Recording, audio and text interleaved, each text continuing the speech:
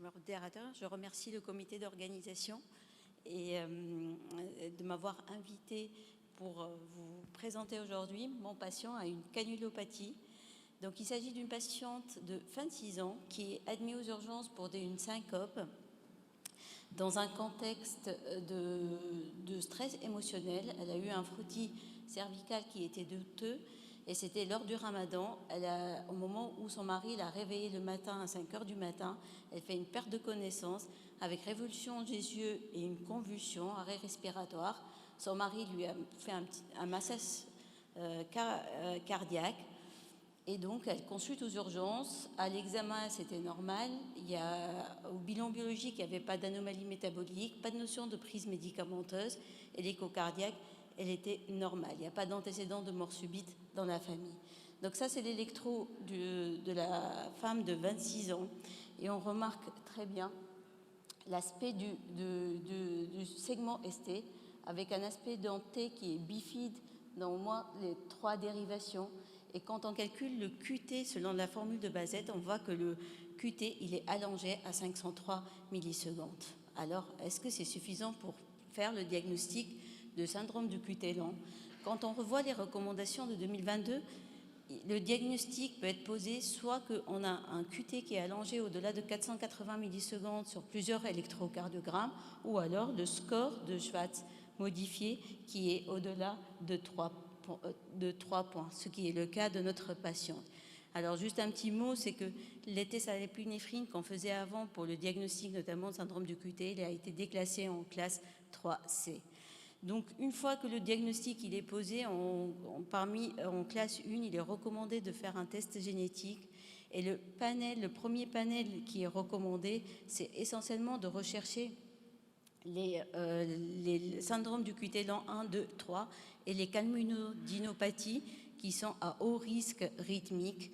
D'autres gènes peuvent être analysés en fonction d'orientation clinique. Mais le professeur Leclerc va détailler plus tard probablement le consensus des experts. Alors, qu'en est-il du risque de cette patiente? Donc, si on se base sur le nouveau score de stratification de risque qui dépend non seulement du sexe, des symptômes, notamment la présence ou non de syncope, la présence ou non de bêta-bloquant et surtout aussi le type de LQT1 qui peut aller finalement pour 500 millisecondes de faible risque à haut risque en fonction du type. Et pour notre patiente, le test était plutôt positif pour montrer une mutation de type LQT2, on voit que le risque il était faible. Et en fait, elle avait une mutation de KCNH2 qui en général peut entraîner soit une mutation de la protéine KV11, soit tronquée avec une protéine plus courte ou alors modifiée, entraînant une diminution de la fonction du canal potassique sortant rapide.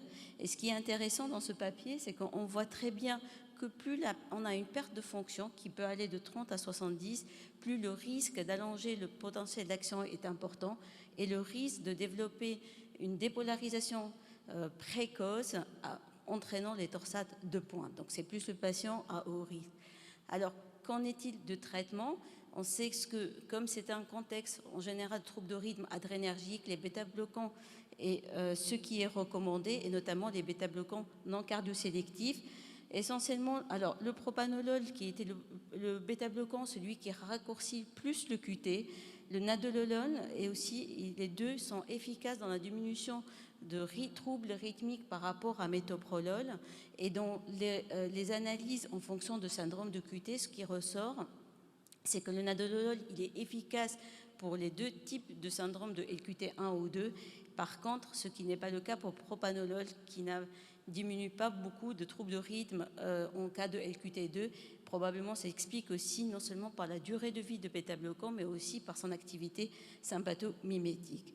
Le deuxième traitement qui aussi a permis de diminuer les risques rythmiques, c'est le mexilétine, qui est un antiarythmique de classe 2B, qui inhibe les canaux sodiques, qui a été essentiellement prouvé au début pour le LQT3 en relation à la mutation de S5NA, mais qui a montré aussi qu'il pourrait être efficace, en cas de LQT2. Alors je ne sais pas, ah oui, pardon.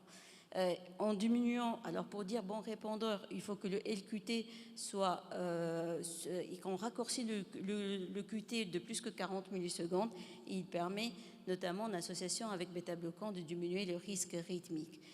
L'autre possibilité thérapeutique, c'est la dénervation sympathique cardiaque gauche qui a montré aussi son efficacité en raccourcissant le QT et en diminuant le risque rythmique.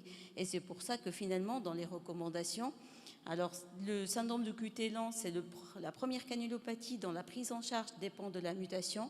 Et on voit très bien qu'en plus de la liste des médicaments qui sont contre-indiqués, en fonction de la mutation, on va privilégier bêta-bloquant, quel type de bêta-bloquant, avec ou sans de mexilétine. Et en cas où le patient ne peut pas répondre, s'il n'a pas de bêta, s'il ne présente pas, il ne peut pas prendre de bêta-bloquant ou il ne tolère pas les bêta-bloquants, on peut se mettre en classe 1A, soit un ASCD, soit alors une dénervation sympathique cardiaque gauche. Dans les recommandations aussi, il était recommandé de ne pas oublier les apparentés des patients de cas qui sont porteurs de cette mutation, notamment chez les porteurs sains, où les recommandations en classe 2A d'introduire les bêta-bloquants à titre préventif, parce que le syndrome de QT lent reste quand même, il a une expression variable, une faible pénétrance, et sur un ECG, on ne peut pas éliminer la présence de la mutation génétique. Alors pour notre patient, donc du coup, elle a eu 80 mg de nadolol. Au contrôle, le QT, il s'est raccourci, il est devenu à 435. Le test d'effort, il était négatif, il n'y avait pas de trouble de rythme, l'holtère rythmique aussi. Et donc le risque score de cette patiente, et c'est encore devenu moins important, plus faible. Cette patiente est une femme, elle consulte parce qu'elle est enceinte. Alors qu'en était la grossesse par rapport au syndrome du QT? Ce que ressort de la littérature, c'est que la progestérone est une hormone qui va diminuer le QT et donc elle est plus protectrice que l'œstrogène.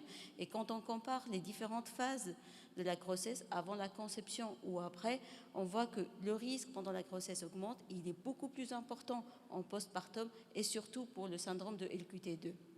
Donc, même si les bêta-bloquants peuvent donner des effets sur le fœtus, notamment avec retard de croissance ou d'autres tératogénicité qui n'a pas beaucoup de significativité, il n'y a pas beaucoup de niveau d'évidence, les bêta-bloquants restent recommandés et pendant la grossesse et après la grossesse en postpartum surtout, avec ce qui est recommandé, c'est de les voir à 1 semaine tous les mois pendant les 9 premiers mois. Et concernant l'accouchement de ces patients-là, une stratification de risque est importante afin de référer ces patients-là à des centres tertiaires avec une expertise gynécologique, cardiaque, rythmique et génétique. Un monitorage notamment de la mère et de l'enfant est recommandé, ainsi que le traitement de tout ce qui est anomalies métaboliques qui peuvent aggraver le QT. Donc, take home message, que le syndrome de QT lent, c'est une canulopathie qui a une expressivité variable, une faible pénétrance, d'où l'intérêt de ces tests génétiques. Le syndrome de QT lent reste la première canulopathie dont la prise en charge dépend de la mutation génétique. Le bêta-bloquant reste la pierre angulaire dans le traitement notamment de LQT1 et LQT2. La période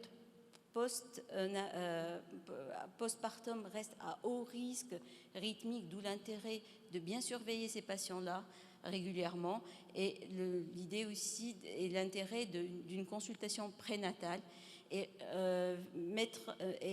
l'identification des porteurs sains est important pour une prévention primaire par la prescription des bêta-bloquants. Je vous remercie.